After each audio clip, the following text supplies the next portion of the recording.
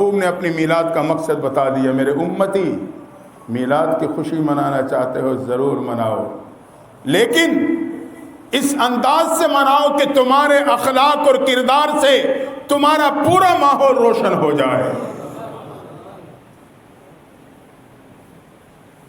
آج ہمارے اور آپ کی کیا حالت ہے؟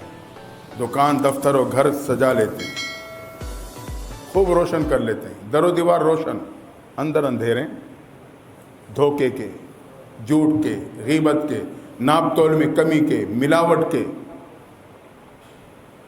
معلوم نہیں دکان کی در و دیوار میں نے منور کر لی، لیکن اس کے اندر جو اندھیرے ہیں، جو میرے محبوب کی میلاد کا مقصد تھا ان اندھیروں کو ختم کرنا، وہ اسی طرح باقی ہیں۔ اصل تو وہ اندھیرے نکالنے ہیں جو دھوکے کے ہیں، غلط بیانی کے ہیں، ناپ تول میں کمی کے ہیں، ملاوٹ کے ہیں۔ وہ اندھیرے سارے اندر، آگے سے میں نے روشنیاں لٹکا لی۔ امت کو بتلا دیا، میلاد منانا چاہتے ہو، اس دھوکہ بازی، چوری کی روشنی، ناپ تول کی کمی، جھوٹ، غیبت، دوسرے کا حق مارنا، ان اندھیروں کو ختم کر ڈالو۔ بی بی آمنہ فرماتی ہیں کہ اس رات جب آپ تشریف لے آئے تو ستارے یوں لگتا تھا کہ بالکل قریب آ گئے۔ امت کو بتلا دیا، میرے امتی جو میرے قریب آئے گا اللہ اسے آسمان کے ستارے بنا دے گا۔ اصحابی کالنجوم بأیہم اقتدیتم اہتدیتم، فرمائے میرے صحابہ جو میرے قریب ہیں یہ آسمان کے ستارے ہیں۔ اور بی بی آمنہ کہتی یوں لگتا تھا کہ ستارے جھک چکے ہیں۔ امت کو پیغام دیا اپنے میلاد مبارک کے موقع پر، جو اپنی چاہتوں کو میری شریعت کے سامنے جھکا دے گا، اپنی خواہشوں کو میری شریعت کے سامنے جھکا دے گا، اللہ تعالیٰ اسے آسمان کی تاروں کی طرح چمکا دے گا۔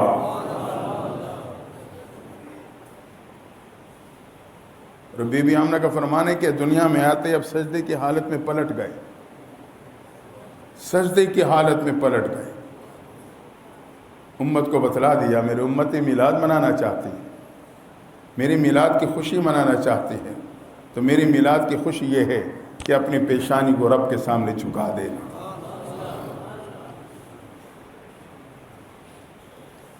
میلاد منانا ہے تو یوں مناؤ، پیشانی کو رب کے سامنے جھکا دو، کسی غیر کے سامنے مت جھکنے دینا۔ حدیث میں آتا ہے کہ قیامت کے دن اعلان ہوگا، میرے بندو مجھے سجدہ کرو، جو سجدے میں چلا جائے گا اس کی بخشش کر دی جائے گی، لیکن اس وقت سجدہ اسی کو نصیب ہوگا جس نے اپنی پیشانی کی دنیا میں حفاظت کی ہوگی، اللہ کے سوا کسی اور کے سامنے نہیں جھکنے دیا ہوگا۔ تو اپنی میلاد کے موقع پہ امت کو پیغام دے دیا، اللہ کے حقوق کا خیال کر کے میری میلاد کی خوشی منا لو۔ آج ہم رب کے حق کو ضائع کر کے خوشی مناتے ہیں۔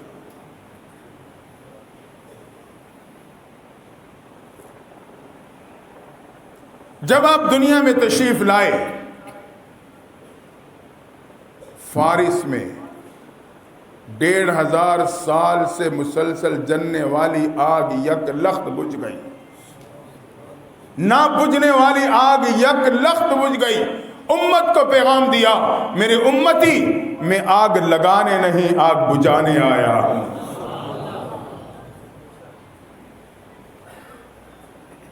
میں آگ بجھانے آیا۔ میں نے اپنے خانے وال شہر میں ایک دفعہ دیکھا، 2-4 سال پہلے کی بات ہے، اب تو کوئی موقع نہیں بنا ایسا۔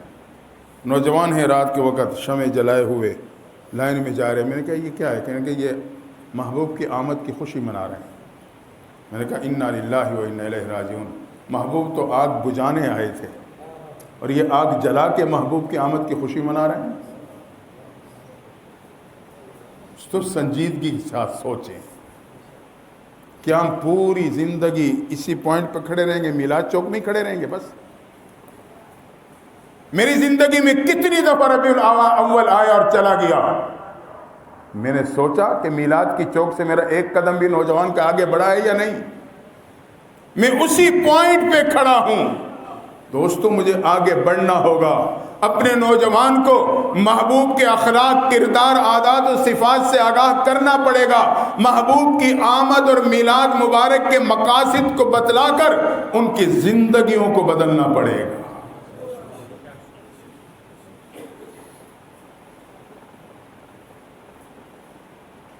آج ہم معاشرے میں آگ لگا کے کہتے ہیں ہم میلاد منا رہے ہیں.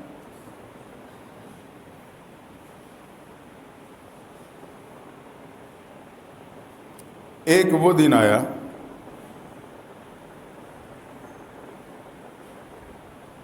طائف کے قریب بنو سعد قبیلے کی 10 عورتیں مکہ کی بستی کا سفر کرتے ہیں کہ بچے گود میں لیں گے، پالیں گے، کچھ معاوضہ ملے گا. چل پڑی. ایک کی سواری نے ساتھ نہ دیا، 9 آگے نکلی، انتظار کرنے لگی. جب یہ پہنچی تو پھر چل پڑی. پھر سواری نے ساتھ نہ دیا. 9 میں سے ایک نے کہا چھوڑو حلیمہ کو، ہماری بھی راستہ مارے گی. جلدی مکہ کی بستی میں پہنچو، مالدار بچوں کو گود میں لے لو، یا کم از کم جس کا باپ موجود ہو، یتیم نہ ہو، اسے اٹھا لو، کچھ نہ کچھ معاوضہ تو مل جائے گا. 9 کی 9 مکہ کی بستی میں پہنچی. یہ کے بعد دیگر محبوب کے دروازے پہ بھی جاتی ہیں، لیکن اللہ کو 9 کے 9 دامن محبوب کی تربیت کے لیے پسند نہیں تھے، کیونکہ ان کے دامن میں مال و دولت کی محبت نے جنم لیا تھا. حرص و حوث ان کے دامن میں کھیلتے نظر آتے تھے. یہ 9 کے 9 محبوب کے در پہ پہنچے. اللہ نے ان تمام کو محبوب کے در سے محروم لوٹا دیا. خالی دامن واپس. مکہ سے بچوں کو لیتے ہوئے جانے لگے. اتنے تاخیر سے بی بی حلیمہ مکہ میں داخل ہو رہی ہیں.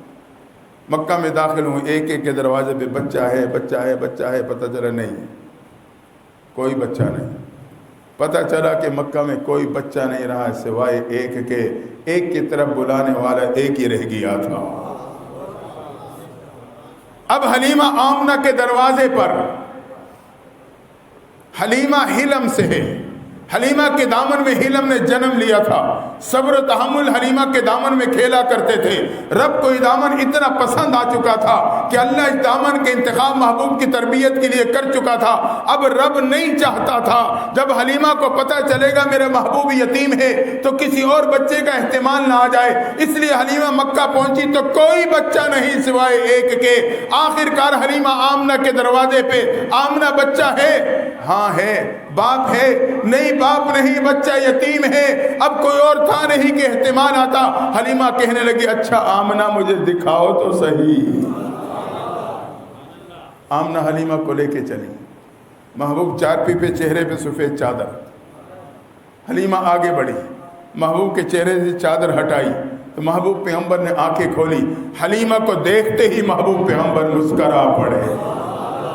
آپ کا مسکرانا تھا. حلیمہ دل دے بیٹھی. ساتھ کھڑے خاوند سے کہنے لگی مجھے یہاں سے کچھ ملے یا نہ ملے، لیکن اس بچے کی معصومانہ مسکراہٹیں وہ تو میرے دل کو تسلیاں دیتی رہیں گی. خاوند نے کیا کہا؟ حلیمہ اٹھا لو. عسى الله ان يجعل لنا فيه برکہ. شاید اللہ اس بچے میں ہمارے لیے برکتیں پیدا کر دے گا. امت کو پیغام دے دیا. میرے نوجوان امتی میلاد منانا چاہتا ہے، ماں کے چہرے کو مسکراتے ہوئے دیکھ لے. میری میلاد کی خوشی تجھے نصیب ہو جائے گی. آج میرا نوجوان میلاد تو مناتا ہے اپنے انداز سے، لیکن ماں باپ کے چہرے کو محبت سے دیکھنے کے لیے تیار نہیں. 5-6 سال پہلے کی بات ہے، مجھے بات یاد آ جاتی ہے. میں خانوال خانقاہ کے دروازے پہ کھڑا، ایک بڑھیا ماں آئی، قریب ہو گئی. میں اسے دیکھ رہا ہوں، کچھ بات کہتے کہتے رک گئی. دل بھر آیا اور رو پڑی. میں نے کہا اماں کیا بات ہے، کیوں رو رہی ہو، کیا پریشانی ہے؟ اپنے آپ کو سنبھالتے ہوئے کہنے لگی بیٹا، میرا نوجوان بیٹا مجھے کتیا کہہ کے پکارتا.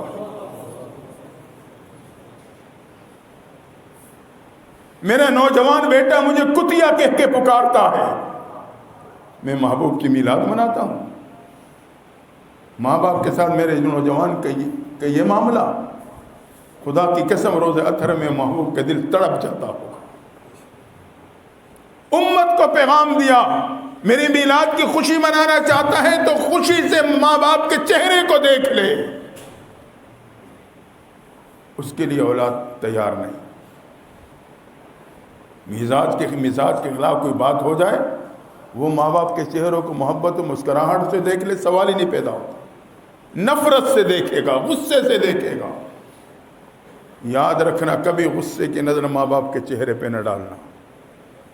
غصے میں ہو تو نگاہوں کو دیواروں پہ ڈال دینا, ماں باپ کے چہرے پہ نہ ڈالنے دینا, ورنہ اللہ کا غضب متوجہ ہو گیا تو میرے قدم نہیں جم سکیں گے.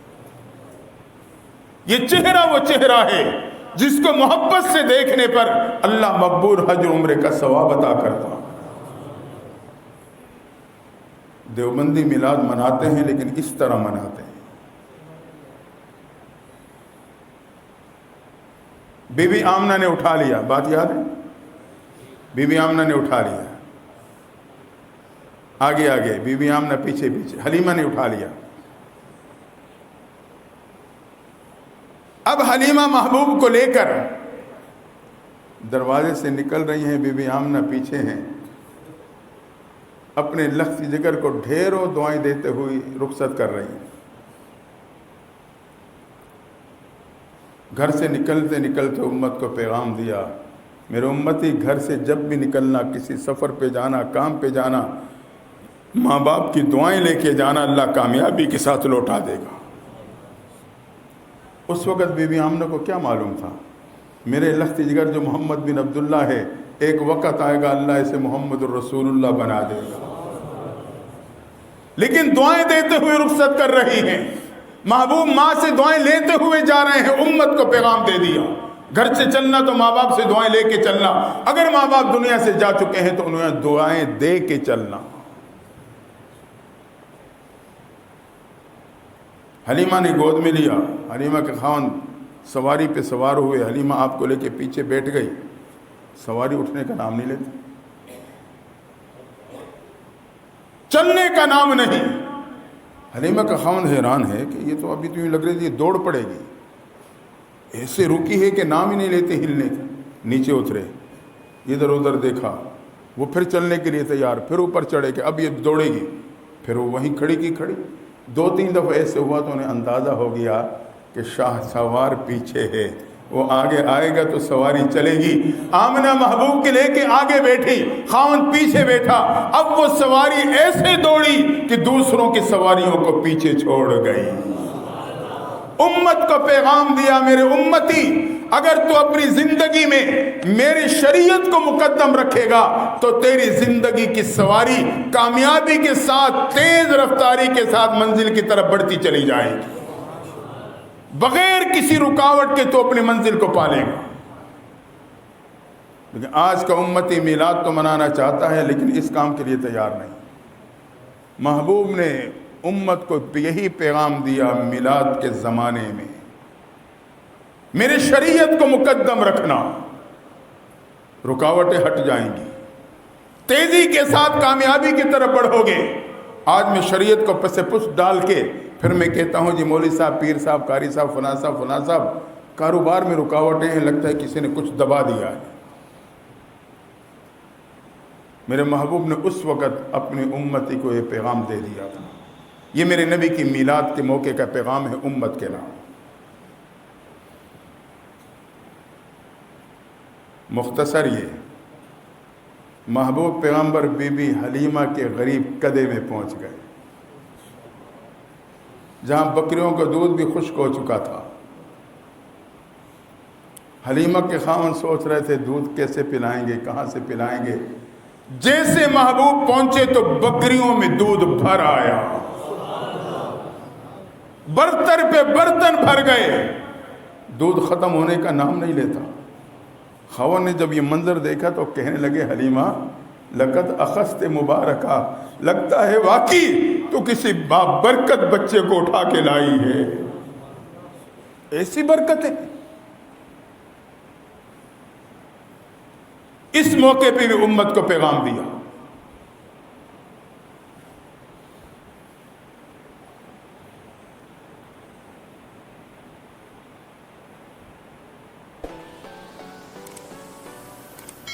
مختصر یہ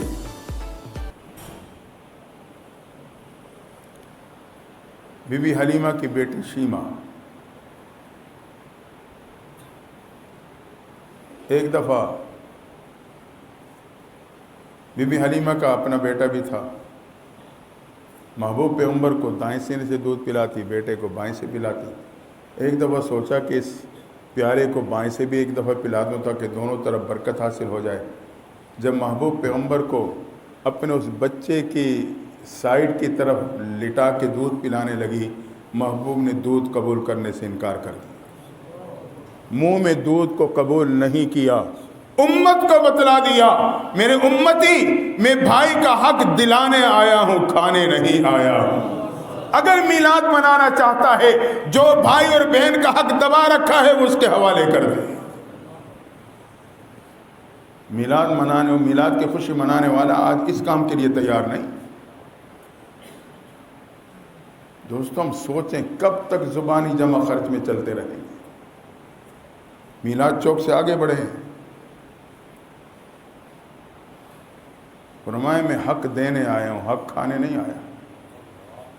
آج کتنے ہوں گے جو اپنے بہنوں کا وراثتی حق دبا کے بیٹھے ہیں، بھائیوں کے حق پہ قابض ہیں۔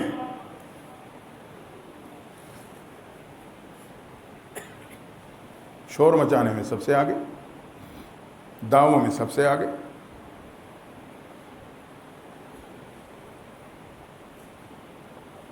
ایک دن شیمہ کہ بھائی محمد کو ساتھ لے گئی بکریاں چرانے کے لیے۔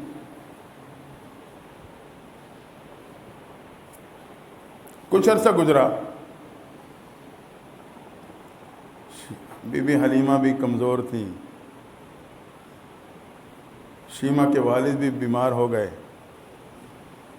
تو ایک دن حلیمہ نے اپنی بیٹی شیمہ سے کہا، شیمہ میں کمزور ہو چکی ہوں، تیرے والد بھی بیمار ہیں، بکریوں کو تو چرانے کے لیے لے جا۔ شیمہ نے کہا، اماں ایک شرط پہ لے کے جاؤں گی۔ بیٹی کیا شرط ہے؟ بھائی محمد کو میرے ساتھ بھیجنا پڑے گا۔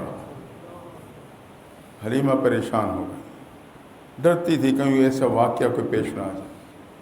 کہا، شیمہ کیا بات ہے، کوئی خاص مسئلہ ہے؟ اصرار کیا۔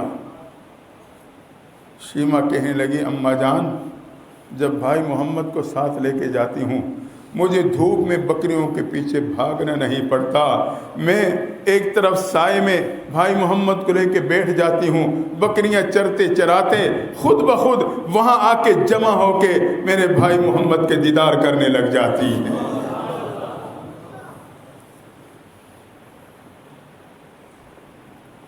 جانور بھی جانتے تھے۔ فرمایا، اماں مجھے دھوپ میں بھاگنا نہیں پڑتا بکریوں کو اکٹھا کرنے کے لیے، خود ہی آ جاتی۔ بہرحال تفصیل میں نہیں جائے، 4 سال کی عمر ہوئی، اس سے پہلے شک صدر بھی ہوا، بی بی حلیمہ پریشان ہو گئی کوئی ایسا کوئی واقعہ پیش نہ آ جائے۔ 4 سال کی عمر میں حضرت آمنہ کے حوالے کر کے آ گئی۔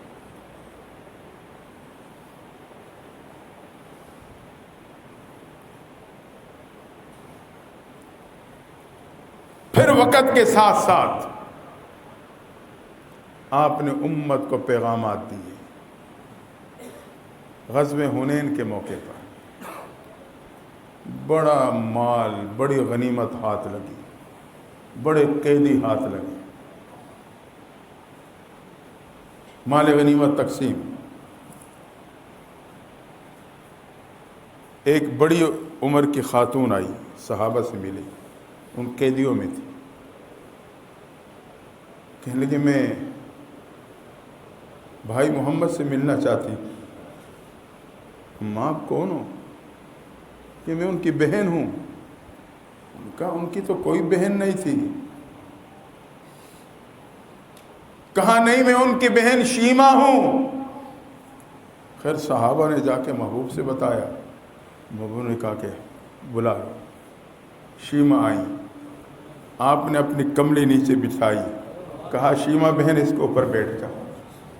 امت کو بتلا دیا بہن کی قدر کرنا، اپنی کملی بچھا کے بٹھایا۔ آج بہن گھر آ جائے تو بھائی پہ بوجھ بن جاتی ہے. احترام کیا، باتیں کی، حالات لیے. پھر پوچھا بہن جانا چاہتی ہو یا میرے پاس ٹھہرنا چاہتی؟ کہنے لگے بھائی میں اپنے قبیلے جانا چاہتی ہوں. اجازت دے دی. جاتے ہوئے پھر رک گئی. بہن شیمہ کیا کوئی بات کہنا چاہتی ہو؟ ہاں بھائی میں اگر اکیلے جاؤں گی تو قبیلے والوں کو کیا منہ دکھاؤں گی؟ جو میرے ساتھ میرے قبیلے کے لوگ قید ہیں میں درخواست کرتی ہوں انہیں بھی میرے ساتھ آزاد کر دو. مختصر یہ صحابہ سے آپ نے مشورہ کیا، بات رکھی، وہ مال غنیمت جمع کر کے وہ بھی لوٹایا، قیدی بھی ساتھ رہا کر کے اپنی بہن شیمہ کو بڑے اعزاز کے ساتھ روانہ کر دیا. امت کو پیغام دیا بہن کی قدر، بہن کی عزت، رزق میں برکت آئی.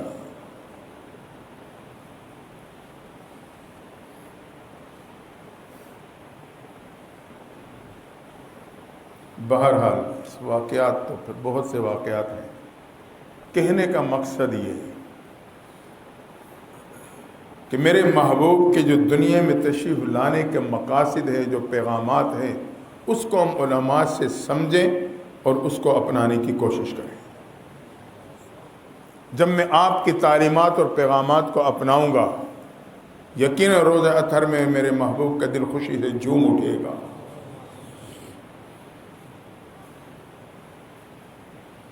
اور اللہ قیامت کے دن محبوب پیغمبر کی معیت اور شفاعت نصیب فرما دے گا. تو آج ہم یہ عزم کر کے اٹھیں. ایک بار پھر ہماری زندگی میں ربیع الاول کا مہینہ آیا ہے. اس کے مقصد کو سمجھیں، اس کے درس کو جانیں، اپنے آپ میں تبدیلی لائیں، اپنی زندگی کو محبوب کے طریقوں سے سجانے کی کوشش کریں. آج میرے معاشرے میں عمومی طور پہ شادی کے موقع پہ بچی کو بیوٹی پارلر سینٹر بھیج دیا جاتا ہے. وہاں ایک خاتون اپنے ہنر کے مطابق اس کے چہرے پہ مختلف رنگ چڑھاتی. مقصد یہ ہوتا ہے کہ اس کا حسن دوبالا ہو جائے، خاوند کے سامنے جائے تو پہلی نظر میں اس کی محبوب بن جائے. ہاں رب کہتا ہے قُلْ إِن كُنْتُمْ تُحِبُّونَ اللَّهَ فَاتَّبِعُونِي يُحْبِبْكُمُ اللَّهُ. میرے محبوب انہیں کہہ دیجئے یہ اپنے آپ کو آپ کے طریقوں سے سجا لیں، میں پہلی نظر میں انہیں بھی اپنا محبوب بنا لوں گا.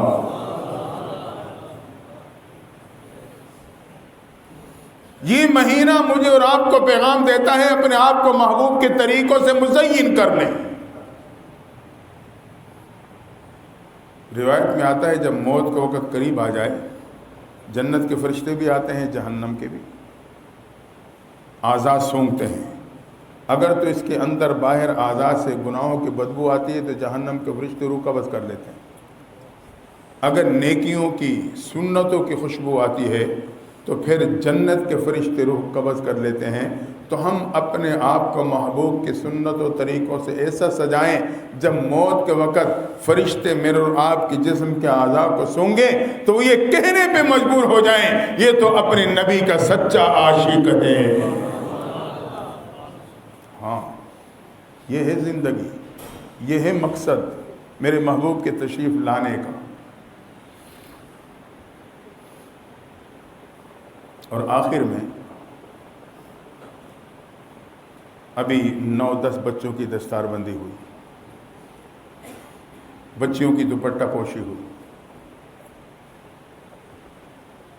دوستوں آج بیوٹی پارلر سینٹر پہلے تو دلہنوں کے لیے ہوتے تھے، اب دلہوں کے لیے بھی بن گئے ہیں. وہاں جو رنگ چڑھا کے حسن پیدا کیا جاتا ہے وہ پانی پڑنے سے زائل ہو جاتا ہے، پسینہ آنے سے زائل ہو جاتا ہے. حقیقت میں بیوٹی پارلر سینٹر یہ قرآن کے دینی مدارس ہیں جہاں بچے اور بچیوں کو قرآن کے رنگ میں رنگا جاتا ہے، دین کے زیور سے آراستہ کیا جاتا ہے. گویا کہ یہ حسن وہ حسن ہے نہ پانی سے زائل ہوتا ہے نہ پسینے سے زائل ہوتا ہے. حتیٰ کہ موت بھی اگر اپنا پنجہ گاڑ لے اس حسن کو جدا نہیں کر سکتی. یہ عہدہ وہ عہدہ ہے جو موت بھی چھین نہیں سکتی. یہی وجہ ہے، کونسلر سے لے کے صدر تک قبر میں اترنے کے بعد اس کے پھٹی پہ لکھا جاتا ہے سابقہ وزیر، مشیر، صدر، MNA، MPA، ناظم، کونسلر، لیکن حافظ قرآن، قاری قرآن، عالم قرآن جب قبر میں اتارا جاتا ہے اس کے نام کے ساتھ لفظ سابقہ نہیں لکھا جاتا، عالم فلاں، مولانا فلاں، قاری اور حافظ فلاں، عالمہ اور قاریہ فلاں۔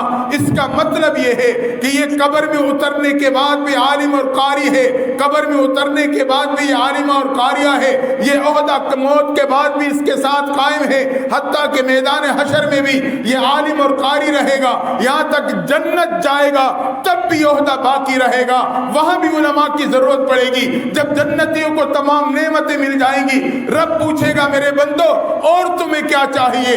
اب لوگ چیمے گویاں کرنے لگیں گے، آپس میں سوچ و بچار کریں گے، ہر نعمت مل گئی، رب کہتا ہے اور کیا چاہیے؟ اب ہم رب سے مانگے تو کیا مانگے؟ کہاں جائیں گے؟ جاؤ علماء سے پوچھ لو، علماء کے پاس آئیں گے، ہمیں بتاؤ رب سے کیا مانگے؟ علماء کہیں گے جاؤ اپنے رب سے کہو اللہ ہر نعمت تو نے دی ہے لیکن اپنا دیدار عطا فرما دینا۔